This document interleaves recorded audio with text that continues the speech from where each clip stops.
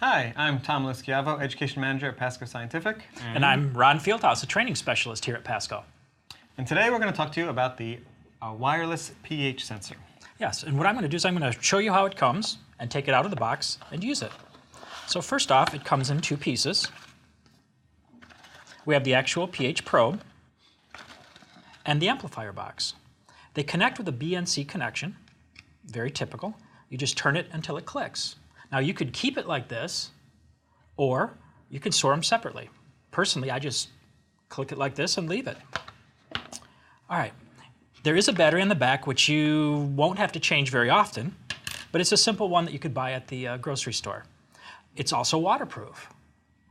We can dip it in and for a few moments and you shouldn't have any problem. So spills are no big deal.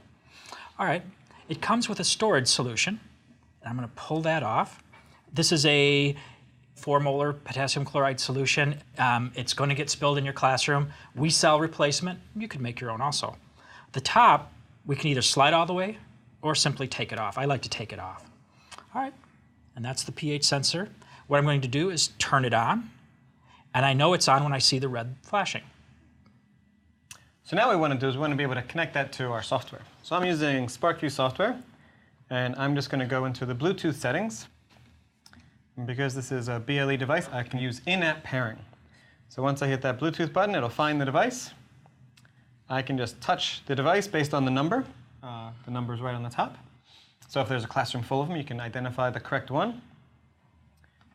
Once I touch it, it'll know that it's connected because this green battery will show up, and because the light's starting to turn green. So I'm going to hit done, and now my pH measurement will show up on the screen.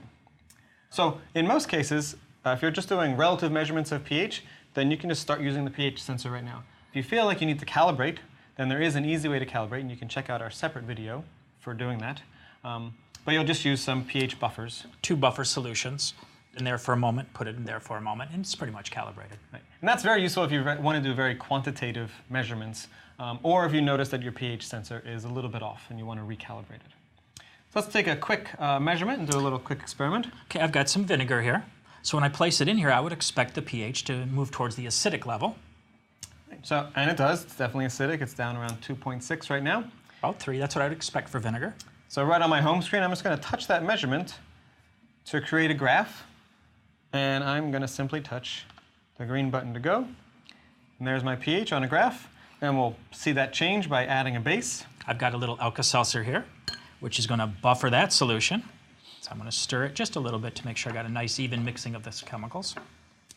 And I'll auto scale it so we can see the magnitude of the change here. Right? So there we go. That pH is definitely climbing as that base was added. And it should plateau after a while. So that's a quick overview of the pH sensor. Out of the box, what to expect. Calibration is simple if you need to do it. Waterproof, rugged, and ready to use. Hey, thank you for watching. Thank you.